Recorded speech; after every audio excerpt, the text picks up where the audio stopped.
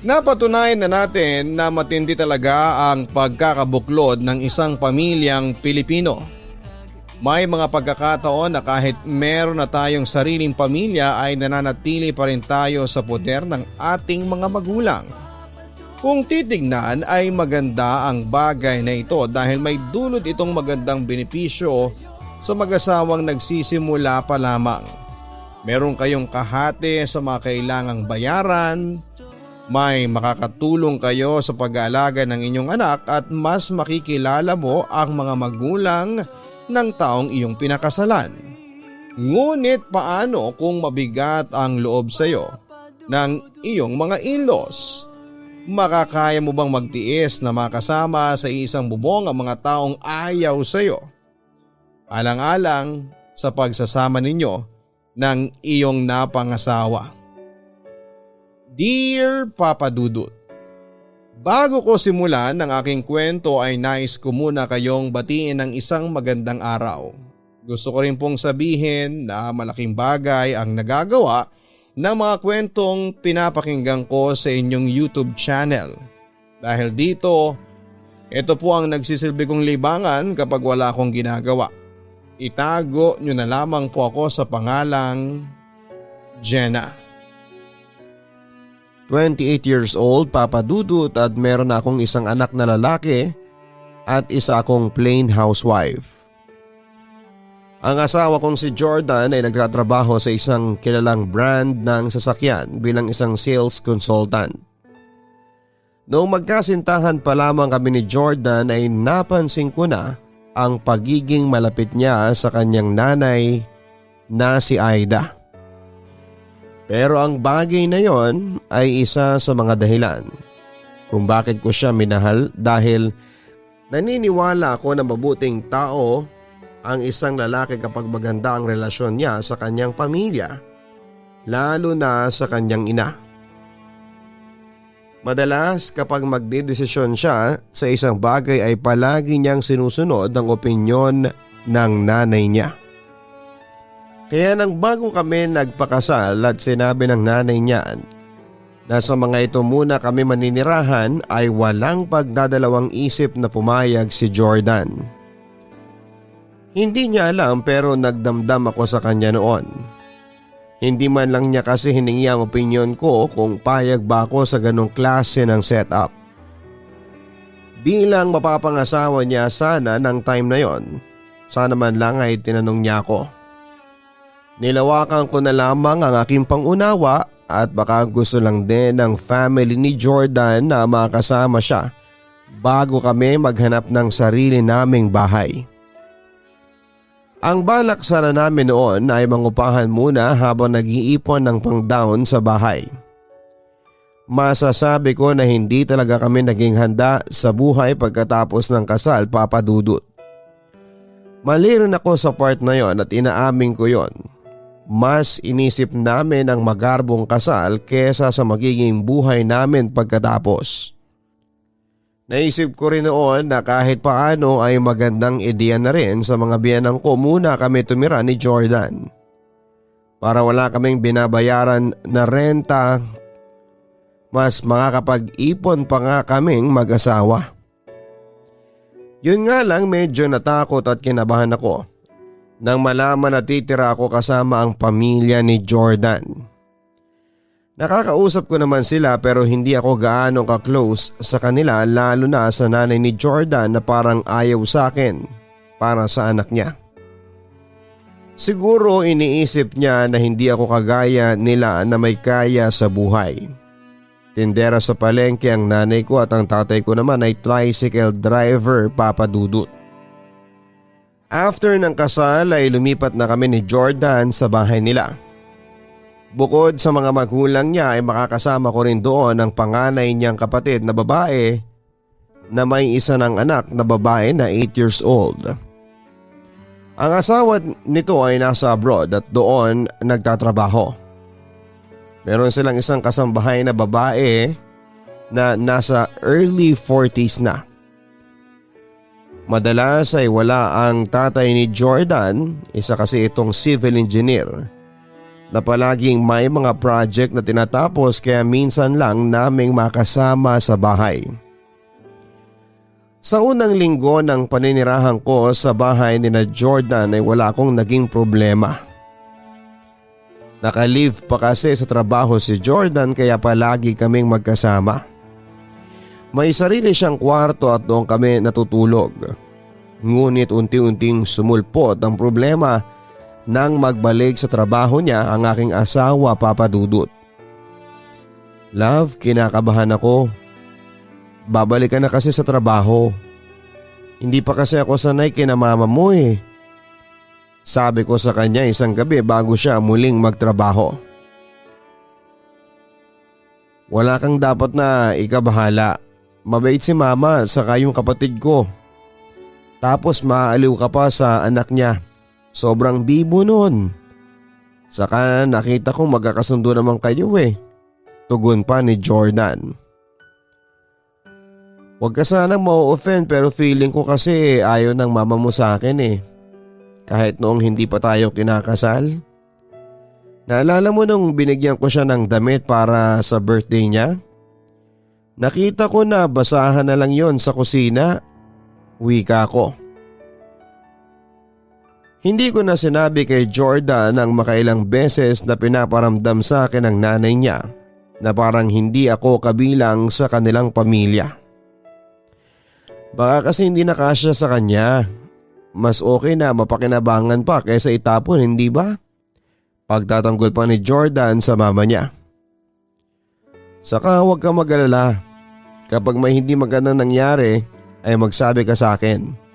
Ako ang bahala sa iyo habang nandito pa tayo sa bahay ni na mama. Pinanghawakan ko ang sinabing yon ni Jordan, Papa Dudut. Umasa ako na siya ang matatakbuhan ko sandaling kailangan ko ng tulong. Umasa ako na siya ang magiging proteksyon ko sa kahit na sinong tao dahil sa mag-asawa kaming dalawa. Kaya nang bumalik na siya sa pagtatrabaho ay ginawa ko ang lahat upang hindi maging pabigat. Kahit na hindi na ako inuutusan ay kumikilos ako at tumutulong sa gawaing bahay. Siyempre nakikitira lamang ako roon, kaya ako ang dapat na makisama. Pagkatapos namin kumain ay ako ang nagprepresentang maghugas ng mga pinagkainan. Sa umaga pagkalis ni Jordan ay nagwawalis na ako ng paligid ng bahay. Sa paglalaba ay tinutulungan ko ang kasambahay nila para mas maging mabilis na matapos. Ang hindi ko nga lang kayang gampanan ay ang pagluluto. Aaminin ko na wala talaga akong talent pagdating sa kusina, Papa Dudut. Pero dahil alam ko na isa na akong misis ay kailangan ko na mag-aral ng pagluluto. Kaya kapag merong pagkakataon ay nagpapaturo ako kay Manang Sally. Kahit ba simpleng adobo ay hindi ka marunong, Jenna? Tanong sa akin ni Aida nang kumakain kami ng hapunan.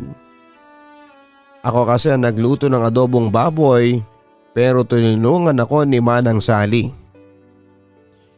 Hindi po talaga, Mama. Kahit na anong subo ko ay hindi talaga ako masarap magluto. Mabuti at inalalayan po ako ni Manang Sally kaya hindi naging disaster yung adobo. Sinubukan ko pang magbiro. Jordan, sino ba yung ex mo na masarap magluto? Yung kapag nagpupunta rito ay palagi may dalang ulam o kaya ay cookies at cake?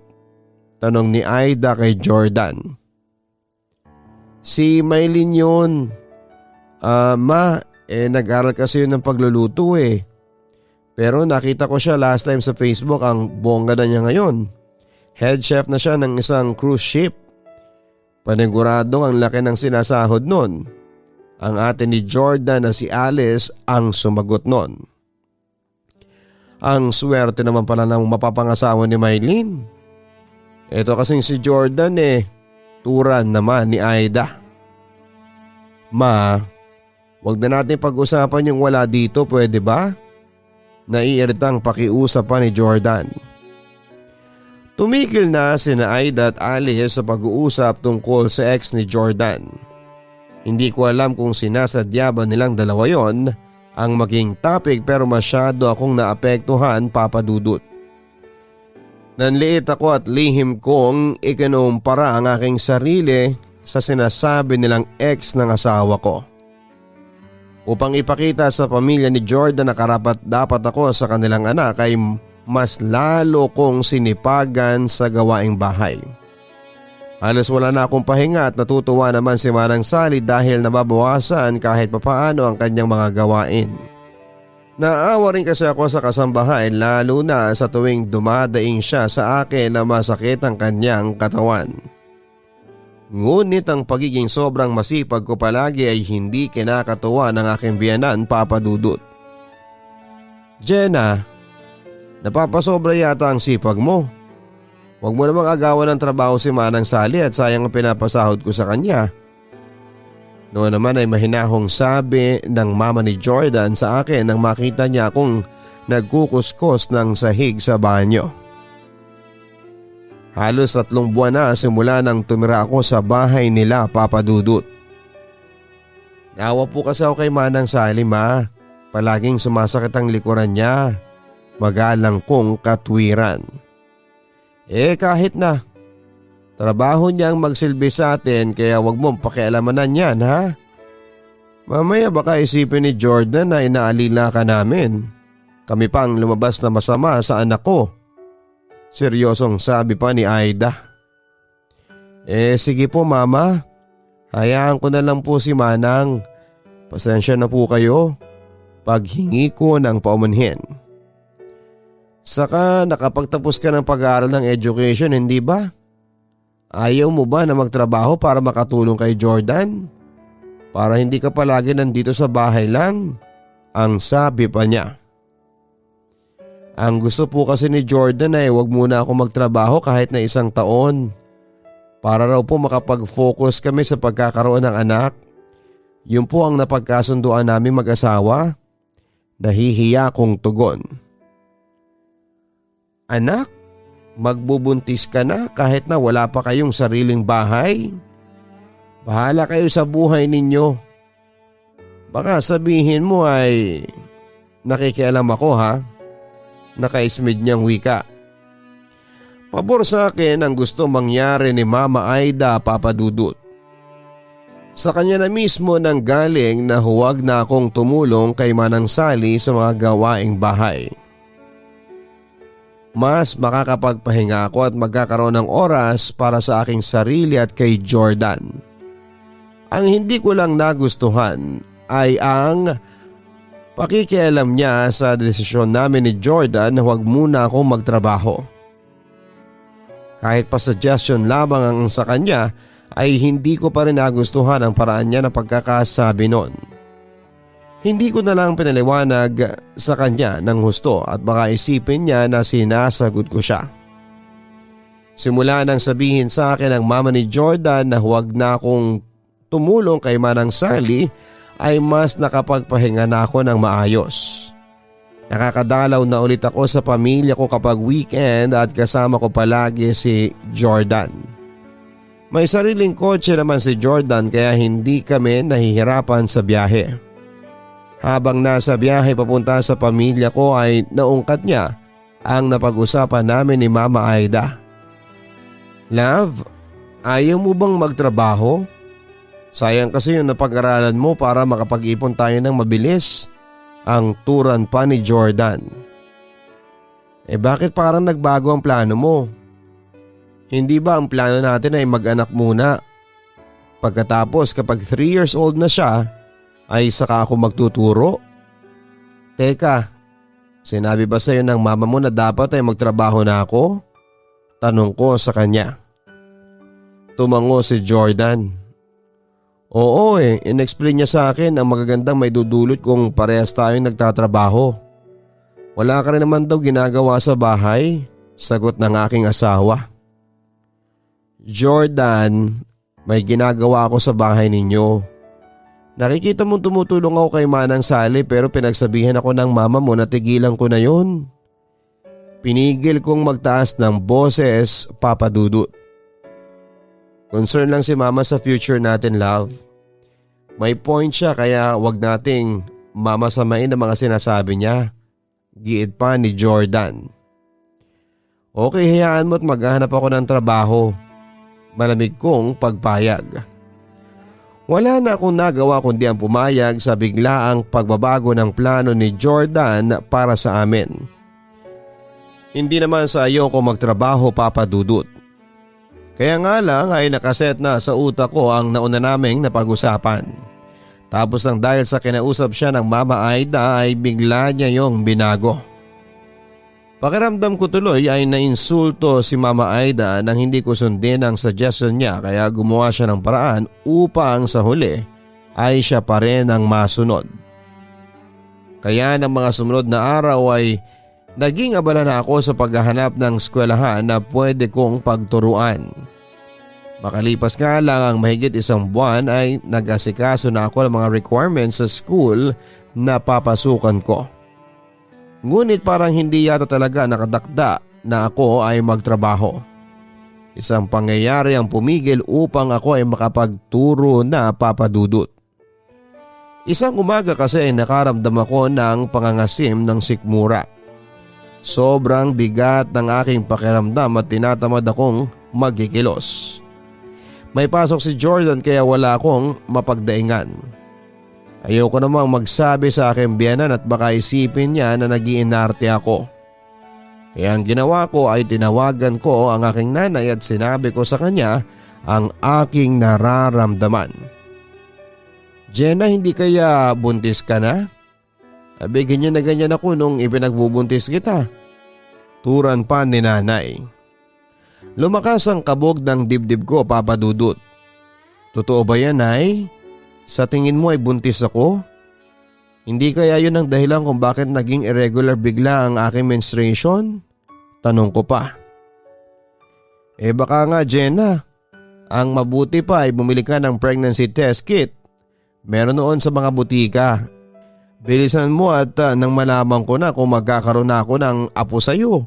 Masayang sabi pa ni nanay. Kahit masama sa pakiramdam ay excited pa rin akong umalis ng bahay para magpunta sa butika. 3 pregnancy test kit ang binili ko, Papa Dudut, para sigurado ako sa magiging resulta. Pagka-uwi ay agad kong ginamit ang mga binili ko at doon ko nalaman na tama ang hinala ng aking nanay. Puro positive ang ibinigay na resulta ng mga test kit. Naiyak pa nga ako sa sobrang tuwa sa banyo. Walang paglagyan ng aking kaligayahan ng sandaling yon, Papa Dudut. Hindi na ako makapaghintay na sabihin kay Jordan na sa wakas ay nagbunga na ang aming pagmamahalan. Hindi ko muna sinabi kay Jordan ang tungkol sa paggamit ko ng pregnancy test. Puro man positive ang naging resulta ay mas gusto ko pa rin na makasigurado kaya pumunta ako sa ospital para magpa-check up. Doon ay nalaman kong 3 months pregnant na pala ako. Yun palang dahilan kung bakit marami ako napapansin na pagbabago sa aking katawan. Lalo na sa aking pagkain. Bigla akong naging maganang kumain kahit na hindi ko gusto ang ulam ay napaparami pa rin talaga ako. Siguro ay dahil sa 2 na kami. Ako at ang magiging anak namin ni Jordan. Masaya akong umuwi at napagalitan pa ako ni Aida kasi umalis daw ako nang hindi nagpapaalam. Wala siyang kalam-alam na sa ospital ako galing. Dahil sa magandang mood ko ay hindi umubra ang pagtataray ng biyanang ko sa akin. Nahintay ko si Jordan na makauwi at sa hapunan ay doon ko sinabi sa kanilang lahat na buntis ako. Ipinakita ko pa ang resulta ng test sa aking doktor para merong katibayan. Mangiyak-iyak ako nang makita kong tuwang-tuwa ang asawa ko sa magandang balita na aking sinabi. Nagtatalon siya at napaiyak na rin. Naging masaya rin naman sina Aida at Alice sa akin pero parang hindi totoo yung kasiyahan nila. Nang dahil sa pagbubuntis ko ay hindi ko na itinuloy ang pagtuturo ko sana. Nakakalungkot man na hindi ko muna magagawang makapagturo sa school ay masaya pa rin ako dahil may isang anghel kaming hinihintay ni Jordan. Sa kayo naman talaga ang orihinal naming plano. Anak muna bago ako magtrabaho. Nakialam lang talaga ang nanay ng asawa ko Papa Dudut pero ganun pa man ay kinalimutan ko na yon. Iniisip ko rin na baka ang sanggol na unti-unting nabubuo sa aking sinapupunan ang magiging daan upang maramdaman ko kina Aida na tanggap na nila ako. May mga kwento kasi akong naririnig na ganon. Sa una raw ay ayaw sa kanila ng biyenan nila pero nang magkaroon na ng anak ay bigla raw bumabait ang biyenan. Pero parang kabaligtaran ang nangyari Papa Dudut. Mas tumindi ang pagpapahirap sa akin ni Aida, talagang nagtandem pa sila ni Alice. Minsan ay nagkaroon ng birthday party sa bahay ni na Jordan, kaarawan ng anak ni Alice. Pinaghandaan nila yon kaya medyo magarbo. Maraming bisita at handang masasarap na pagkain. Sumakto ng araw na yon na may pasok naman si Jordan. Hindi ko tuloy alam kung ano ang aking gagawin. Tutulong ba ako sa kanila sa pagluluto at pag-aasikaso ng mga bisita o hahayaan ko na lamang sila kagaya ng sinabi sa akin noon ni Aida. Pero dahil sa sobra akong na out of place kasi hindi ako pinapansin ni na Alice at Aida ay nagkulong muna ako sa kwarto. Lumabas lamang ako nang magutom ako para magmerienda na bandang hapon. Marami pa ring tao. Nabawasan na ang mga bata at halos matatanda na ang natira at may mga nagsimula na rin na mag-inom sa salas at sa harapan ng bahay. Habang mag-isa akong kumakain sa kusina ay dumating si Aida. Napansin ko na sumimangot siya nang makita ako. Mas lalo tuloy akong nailang kaya binilisan ko ang pagkain at nang matapos ay bumalik na ulit ako sa kwarto.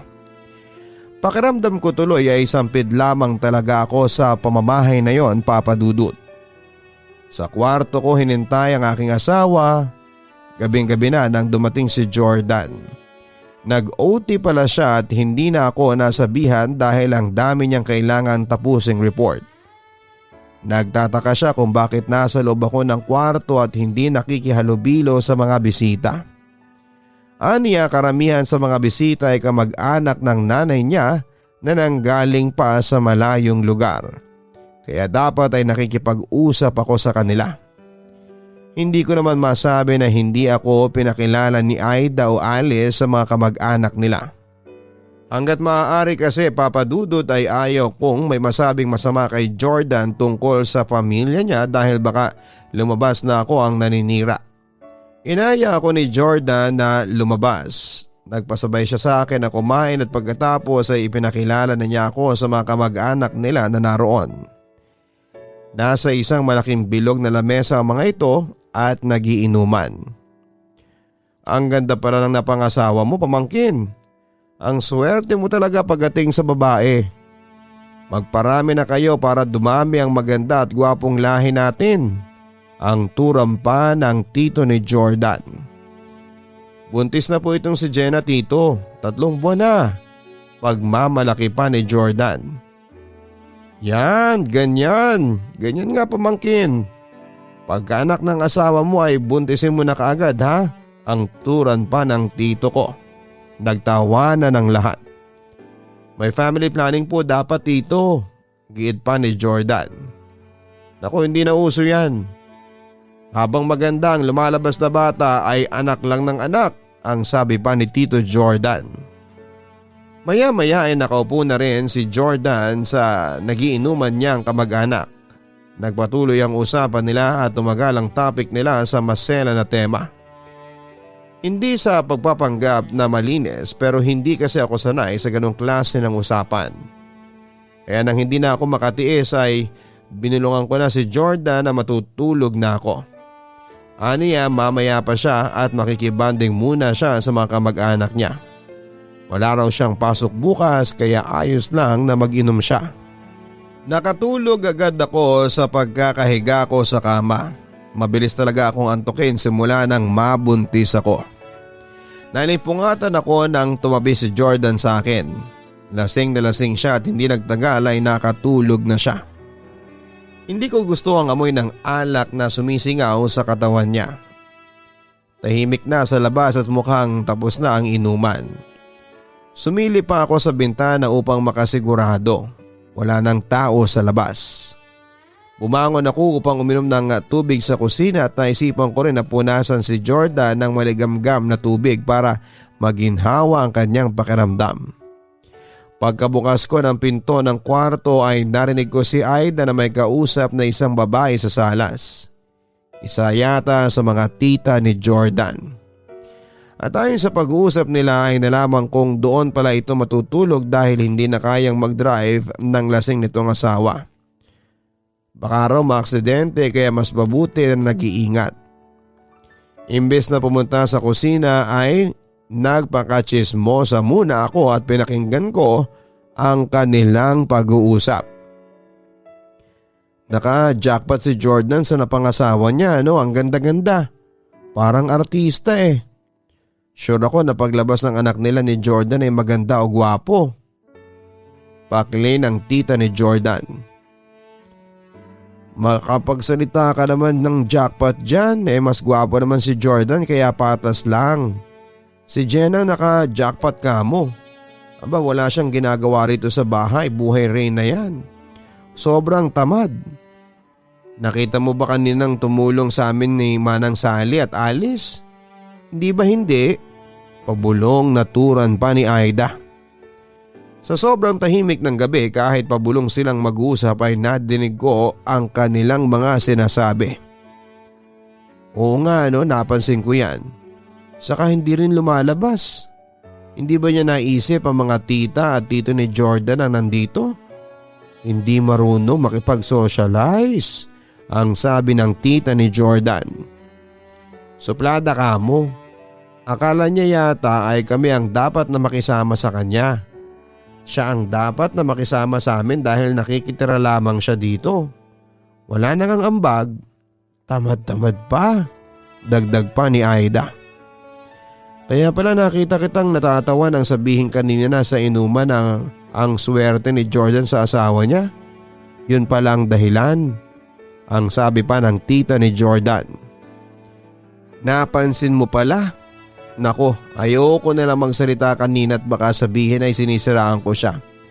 Baka kapag nalaman ni Jordan ang ugali ni Jenna na yon kapag wala siya ay hiwalayan na kaagad. Aba, kilala mo si Jordan. Lahat ng sabihin ko ay ginagawa niya dahil alam niya na kapakanan niya lang ang iniisip ko. Naaawa lang talaga ako sa Jenna na yon at buntis. Ang wika pa ni Aida. Saka kanina wala siyang kaimik-imik no? Parang ang taas ng tingin niya sa sarili. Maganda nga pero pangit naman ang ugali, ang sabi ng tita ni Jordan. Kung makapagsalita naman sila ay parang kilalang kilala nila ang buo kong pagkatao. Sobra akong nasaktan sa mga narinig ko, Papa Dudut. Ang sama-sama ng loob ko kay Aida. Hindi ko na kinaya kaya bumalik ako sa higaan. Hindi na ako uminom ng tubig at tahimik akong lumuluha. Wala akong ideya na kaya yung sabihin ng biyanang ko sa tita ni Jordan. Bakit kailangan niya akong siraan?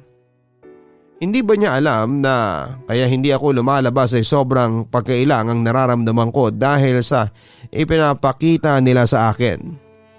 Pakiramdam ko talaga ay hindi ako kailanman magiging parte ng pamilya ng aking asawa. Nang dahil na rin sa mga narinig ko ay bumalik na ako ulit sa pagtulong kay Manang Sally. Wala sa paglalaba, paglilinis ng bahay at kahit pagluluto ay tumutulong ako. Hindi na ako pinakialaman pa ni Aida. Akala ko ay wala na siyang masasabi sa akin pero isang gabi, bago kami matulog ni Jordan ay nagulat ako nang bigla niya akong pinagsabihan. Love, hindi ba sinabi ko na sa iyo dati na huwag ka nang magkikilos dito sa bahay?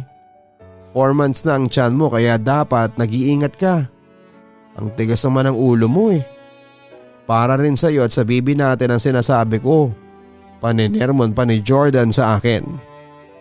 Nagsumbong ba si Mama Aida sa iyo? Tanong ko. Kung pagsusumbong ang tawag mo sa ganon ay oo. Sinabi niya na panay ang tulong mo kay Manang Sally lalo na sa paglalaba. Minsan ay makinig ka kay mama at ang kabutihan niya lang ang iniisip mo. Kagaya ng ginagawa ko, turan pa ni Jordan. Medyo natawa ako sa mga sinabing yon ng aking asawa, Papa Dudut. Gusto ko sanang sabihin sa kanya na sa bunganga mismo ng nanay niya nanggaling na tamad ako at buhay reyna sa pamamahay nila, kaya muli akong gumagawa ng mga gawaing bahay kahit nabuntis ako. Ayoko kasi talaga nang may nasasabi ang nanay niya sa akin. Hindi mabibigat ang mga gawain na ginagawa ko, love. Sa katulong lang ang ginagawa ko at hindi ako gumagawa ng mag-isa. May nakapagsabi rin kasi sa akin na maganda sa buntis ang kumikilos kahit papaano. Pangangatwiran ko pa. Love, kanino ka ba makikinig? Kay mama at sa akin o sa nagsabi sa'yo? Sabihin na natin maganda ang kumilos ka pero ang iniisip kasi namin yung aksidente. Paano kung madulas ka habang naglalaba?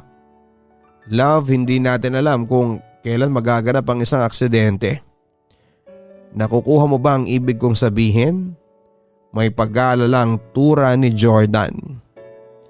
Sumang-ayon na lamang ako kay Jordan, Papa Dudut, nang hindi sinasabi ang tungkol sa mga narinig kong pag-uusap ng tita niya at ni Aida noong gabi ng birthday ng anak ni Alice, Papa Dudut. Ayoko kasi talaga na maging dahilan para magkaroon ng lamat ang relasyon ng asawa ko sa kanyang nanay. Palagi kong sinasabi sa aking sarili na hanggat kaya kong magtiis, ay magtitiis ako hanggang sa magkaroon na kami ng sariling bahay. Ang gusto ko ay aalis ako ng bahay ni Aida na alam ko sa aking sarili na wala akong atraso sa kanila. Paminsan-minsan ay naririnig ko pa rin si Aida at si Alice na nagpaparinig sa akin kapag wala akong ginagawa sa bahay. Madalas ay kapag wala si Jordan, kapag kikilos naman ako ay baka magsumbong na naman sila sa aking asawa. Sa totoo lang ay hindi ko na alam kung saan ako lulugar sa bahay na yon, Papa Dudut. Ayoko sanang ma-stress lalo na at nagdadalang tawa ko pero hindi ko maiwasan. Palagi rin pinaparamdam sa akin ni na Aida na hindi ako belong sa kanila. Kapag lalabas sila ay hindi nila ako inaaya, kahit sa simpleng kwentuhan ay hindi nila ako sinasama. Sa bagay mukhang ako palagi ang topic nila, kaya bakit nga naman ako isasama sa usapan, hindi ba? May isang pagkakataon pa nga na nagkaroon ako ng spotting at kaunting pagdurugo. Takot na takot ako dahil akala ko ay may mangyayari ng hindi maganda sa baby ko. First time kong nabuntis kaya wala akong kalam-alam kapag may nangyayaring ganon, kaya sobra akong natakot. Wala si Jordan kaya kinapalan ko na ang aking muka at humingi ako ng tulong kina Aida at Alice. Nagmamadali akong lumabas ng kwarto at nakita ko sila na nasa labas ng salas ng umagang yon habang may pinapanood sa TV. Mama, ate, may nakita akong dugo sa underwear ko. Natatakot po ako. Samahan niyo po ako sa ospital, please. Nanginginig sa takot kong pakiusap sa kanilang dalawa. Tinignan nila akong dalawa nang wala akong nakitang pagkataranta o pagkabahala sa kanilang mukha. Wala yan. Normal yan sa buntis. Pabaliwalang turan pa ni Aida. Ganyan din yung friend ko nung buntis siya. Kasalanan mo yan eh. Sipagsipagan ka kasi. Mataray na dugtong pa ni Alice. Patuloy ako nakiusap sa kanila pero pinilit nila na normal ang pagdurugong nangyayari sa akin, Papa Dudut. At nang sa tingin ko ay wala na silang balak na tulungan ako ay pinuntahan ko si Manang Sally sa laundry area dahil alam ko na naglalaba siya. Kay Manang Sally ako nakiusap at walang pagdadalawang isip na iniwan niya ang labahan para samahan niya ako. Kaya lang nang makita siya ni Aida na sasamahan ako ay pinigilan niya si Manang Sally. Bumalik ka sa ginagawa mo, Manang. Huwag mong kinukonsinti ang pagiging OA ni Jenna, bulyaw ni Aida sa kasambahay. Pero kawawa si Jenna, ang tura ni Manang Sally. Mas kawawa ka kapag tinanggal kita sa trabaho kasi hindi mo tinapos ang nilalabhan mo. Pabulyaw na sabi ni Aida. Walang nagawa si Manang Sally kundi ang sundin ang kanyang amo. Kaya kahit mag-isa ay pumunta rin ako sa ospital. Pero hindi yon pagiging OA, pero first time mommy kasi ako. Iba yung takot at kaba ko ng araw na yon dahil sa naranasan kong spotting. Ayaw ko lang umasa sa mga sinabi ni na Aida na normal ang nangyari sa akin. Gusto kong makasiguro na ligtas ang baby ko. Papadudot na intindihan ko po si Manang Sally kung bakit hindi na niya ako sinamahan pagpunta ng ospital. Ang hindi ko maintindihan ay sina Aida at Alice. Ganun ba sila kagalit sa akin para hindi nila ako tulungan? Ano ba ang nagawa ko sa kanila para awayin nila ako ng ganon? Sa pagkakatanda ko ay wala akong naging atraso sa kanila. Pilit akong nakikisama ng maayos sa kanila pero parang lahat ng gawin ko ay mali sa paningin nilang dalawa. Kahit ang babaeng doktor na tumingin sa akin ay naawa dahil mag-isa akong nagtungo sa ospital. Naiiyak na ako noon pero pinigilan ko dahil mas magmumuka akong kawawa. Nakahinga na ako ng maluwag nang sabihin ng doktor sa akin na maayos ang baby sa aking tiyan at ang spotting ay maaring dulot ng sobrang stress. Pinayuhan niya ako na huwag masyadong magpapaka-stress. Pero parang ang hirap na ma-achieve yon sa bahay ni na Aida. Pagbalik ko sa bahay ay tinawanan pa ako ni na Aida at Alice kasi masyado raw akong OA at hindi ako naniwala sa kanila. Hindi ko na lamang sila sinagot at baka hindi na ako makapagpigil at baka kung ano pa ang masabi ko. Pagdating ni Jordan ay inunahan ako ni Aida na magsabi ng nangyari sa kanya. Yung asawa mo Jordan, dinugo ng kaunti kanina. Sinabihan ko yan palagi na huwag na magkikilos dito sa bahay. Pero ang kulit, masyadong nagpapabibo. Sumbong ni Aida kay Jordan. Love, totoo ba yun? Dinugo ka kanina? Nag-aalalang tanong ni Jordan. Oo pero ang sabi ng doktor ay dahil sa sobrang stress kaya ako nagkaroon ng spotting. Pero ayos naman ako saka si baby, paliwanag ko. Gumagawa ka pa rin ba sa mga gawaing bahay dito? Hindi ba sinabihan na kita? May inis na pagsasalita ng aking asawa. Love, hindi nga dahil doon kaya ako nag-spotting dahil nga sa stress. Hindi mo ba ako narinig? Naiinis kong tugon.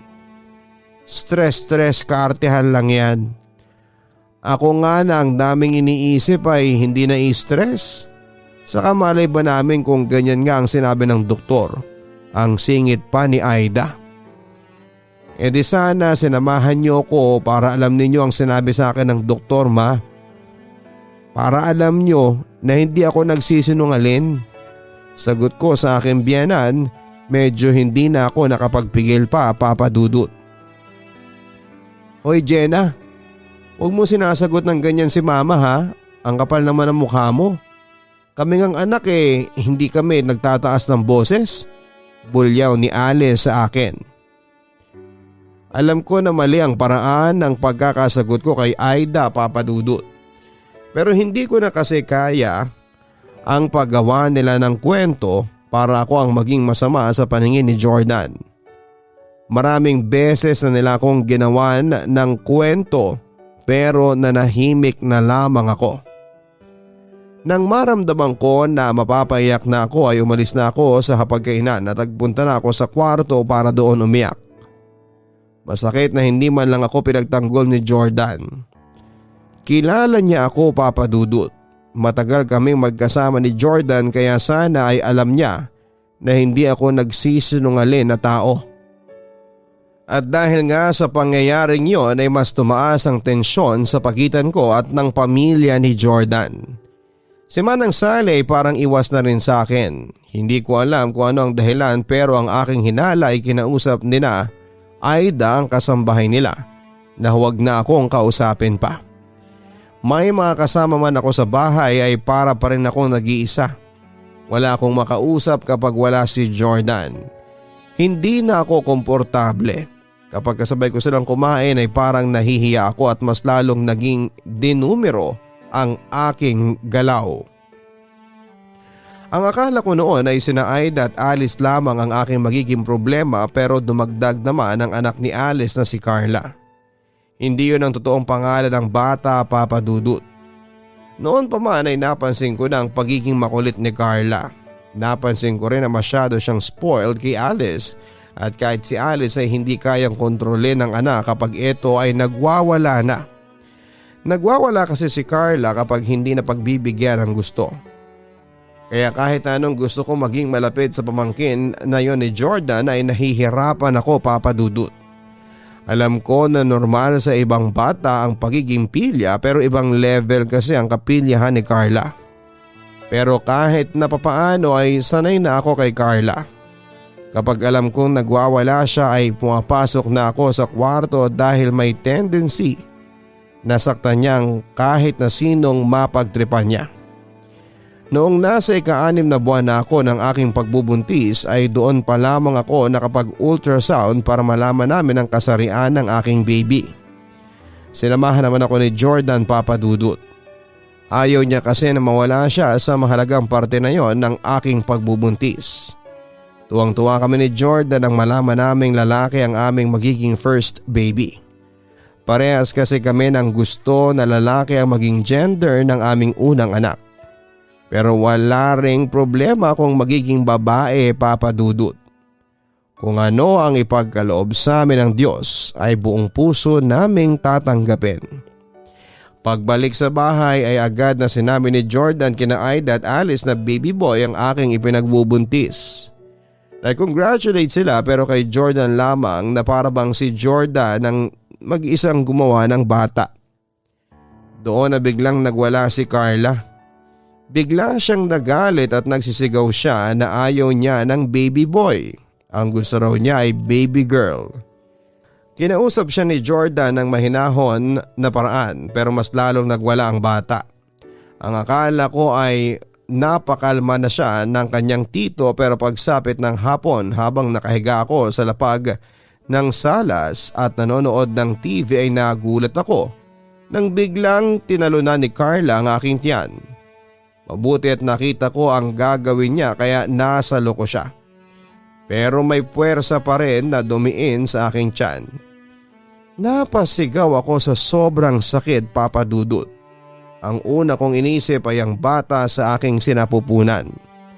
Nagdilim ang paningin ko at napalo ko sa braso si Carla at hindi ko itatanggi na napakalakas ng pagpalo ko sa kanya. Umatungal ng umatungal si Carla at doon ay dumating si Alice at si Aida. Imbis na akong namimilipit sa sakit ang tinulungan nila ay si Carla pa na umiiyak dahil sa aking pagpalo ang kanilang pinuntahan. Agad na nagsumbong si Carla sa nanay at lola niya. Galit na galit ang dalawa sa akin. Walang iya ka? Wala kang karapatang paluin ng anak ko, ha? Sigaw ni Alice sa akin. Tinalunan niya ang tiyan ko, kaya ko siya pinalo. Hindi ko siya papaluin kung walang matinding dahilan. Pagpapaliwanag ko. Hindi ka namin yan sinasaktan tapos ikaw nasampid lang ang mananakit sa apo ko? Gusto mo bang ipakulong ka namin sa kasong child abuse? Pananakot pa ni Aida. Ma, ang sakit ng tiyan ko. Dalhin niyo na ako sa ospital, please. Namimilipit sa sakit na pakiusap ko. Bahala ka sa buhay mo. Kasalanan mo yan, Jenna. Alam mong may bata kang kasama sa bahay. Sa sahig ka pa talaga nahiga. Ang turan pa ni Aida. Sa pangalawang pagkakataon ay hindi na naman nila ako tinulungan, Papa Dudut. Dahil nasa trabaho si Jordan at alam kong hindi ako tutulungan ni Manang Sally ay ako na lamang ang nagkusa. Pero dahil sa sobrang sakit ng tiyan ko ay humingi ako ng tulong sa kapitbahay na isang nanay. Sa kanya ko naramdaman ang pag-alala at concern na sana ay nakukuha ko kina Aida at kay Alice. Dinala niya ako sa ospital at abot langit ang aking pasasalamat nang malaman ko na ayos lang ang aking baby. Hindi ko kasi talaga alam ang gagawin ko kay Carla kung sakaling may masamang mangyari sa anak ko. Baka makalimutan kong pamangkin siya ng aking asawa. Ibang usapan na kapag anak mo na ang involved. Dumating si Jordan sa ospital habang nagpapahinga ako sa hospital bed. Nagwo-worry siya sa akin at sa baby namin. Alam na raw niya ang nangyari at kagaya ng aking inaasahan ay ako ang sinisi niya. Bakit kasi nahiga ka sa sahig, love? Kilala mo naman si Carla, sobrang likot ng batang yun, ang sabi pa ni Jordan. Ayoko na munang umuwi sa bahay ninyo, Jordan. Hindi na ako ligtas doon. Sa amin na muna ako. Mas mababantayan ako ni nanay doon. Walang gana kong sagot. Love, ayoko. Gusto ko na uuwi ako sa isang bahay na makikita ka. Saka naalagaan ka naman ni na mama at ate sa bahay. Turan pa ni Jordan. Wala ka talagang alam sa mga nangyayari sa akin sa bahay ninyo. Kapag wala ka, hindi mo alam kung paano ako pinakikitunguhan ng nanay at ng ate mo. Jordan, nakikisama ako ng maayos sa kanila. Pero sila itong pilit akong pinagtutulakan palayo. Hindi ko na kayang tumira sa isang bahay na ayaw sa akin ng mga may-ari. Final na ang decision ko. Doon muna ako sa amin. Kung gusto mo na magkasama tayo, doon ka na rin tumira sa amin. O kaya ay kumuha ka ng maliit na apartment. Basta ayaw ko nang makasama ang nanay at ang ate mo. Madiin kong sabi sa aking asawa. Sinabi ko na rin kay Jordan ang lahat ng mga ginawa ni na Aida at Alice sa akin, Papa Dudut. Pagod na akong protektahan kay Jordan ang dalawang babaeng yon. Ano ba ang nakukuha kong kapalit ng pagtatakip ko sa kanila? Puro pasakit lang naman. Mas mabuti pang sa amin na lamang ako dahil bukod sa hindi ko na kayang pakisamahan ng aking biyenan at kapatid ng aking asawa, ay natatakot na rin ako sa kaligtasan ng aking anak. Papa Dudut, paano kung maulit ang ginawa ni Carla sa akin? Hihintayin ko pa ba na may mangyaring masama sa anak ko? Hindi na. Pagod na ako at gusto kong makasundo ang pamilya ni Jordan, pero kung sila ang ayaw sa akin ay wala na akong magagawa pa. Hindi ko na ipagpipilitan ang aking sarili sa kanila. Kaya nang makalabas ako ng ospital ay wala nang nagawa si Jordan na mag-impake ako ng mga gamit ko. Nang paalis na ako ay hinarangan ako ni Aida. Bakit ka aalis? Masyado mong dinamdam ang ginawa ni Carla? Diyos ko, Jenna, bata lang yun. Nagagalit na sabi ni Aida. Hindi lang po si Carla ang dahilan, ma. Alam nyo sa sarili ninyo kung bakit ako aalis sa bahay ninyo. Sagot ko. Paano ang apo ko? Paano ko siya makikita kapag lumabas na siya? Tanong nito. Welcome po kayong bisitahin siya sa bahay namin. Huwag po kayong mag-alala dahil tao pong tumanggap ang pamilya ko. Hindi ko po ipaparanas ang pinaranas ninyo sa akin kapag kayo na ang nasa bahay namin. Matapang kong tugon. Papa Dudut, sa ngayon ay kabuuanan ko na at ilang araw na lamang ay lalabas na ang unang anak namin ni Jordan. Hindi na ako makapaghintay na masilayan ang aking anak at nakatira pa rin po ako sa mga magulang ko. Mas kampante ako dito at hindi na rin ako nai-stress. Alam ko na mahal ako ni Jordan, kaya lang ay hindi talaga niya kayang umalis sa palda nito. Kaya ang nangyayari ay dinadalaw na lamang ako ni Jordan kapag wala siyang pasok. Ang sabi niya ay naghahanap na rin daw siya ng bahay na mauupahan para doon na kami kapag nakapanganak na ako. Pinag-iisipan ko pa ang sinabing yun ni Jordan. Siguro kung maninirahan man kami sa isang bahay ay isasama ko ang aking nanay para merong mag-aalaga sa akin at sa anak ko. Mas makakabuti para sa akin ang ganon.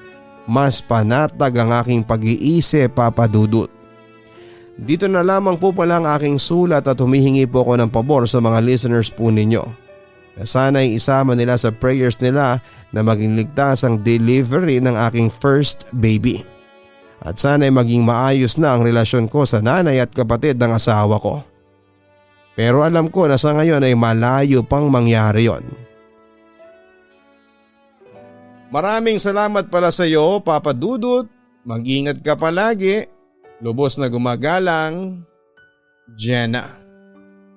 Maswerte ngang masasabi kapag kasundo mo ang pamilya ng iyong napangasawa.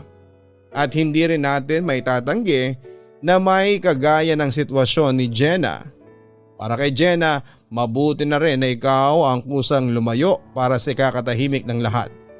Pero sana'y dumating ang panahon na maging maayos na ang lahat sa pagitan mo at sa pamilya ni Jordan. Marahil ay hindi ka pa nila lubos na kilala kaya naging ganon ang pakikitungo nila sa iyo. Sana ay maging bukas ang puso at isipan nila para ikaw ay kanilang kilalanin. Para malaman nila kung gaano kaswerte si Jordan na ikaw ang kanyang napangasawa. Hanggang sa muli, ako po ang inyong Papa Dudut. Don't forget to like, share and subscribe. Maraming salamat po. Ang buhay ay mahiwaga, laging may lungkot at saya. Sa Papa Dudut Stories, laging may karamay ka.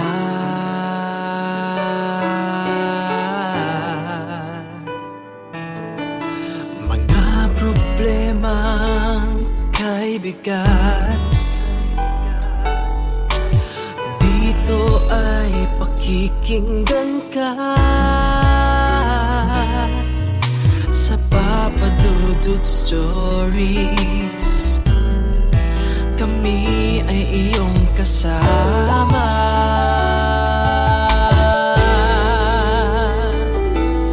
Dito sa Papa Dudut Stories, ikaw ay hindi nag-iisa.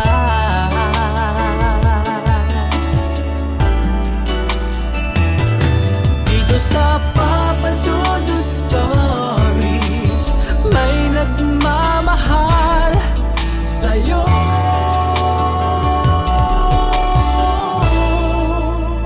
Papa Dudut Stories, Papa Dudut Stories.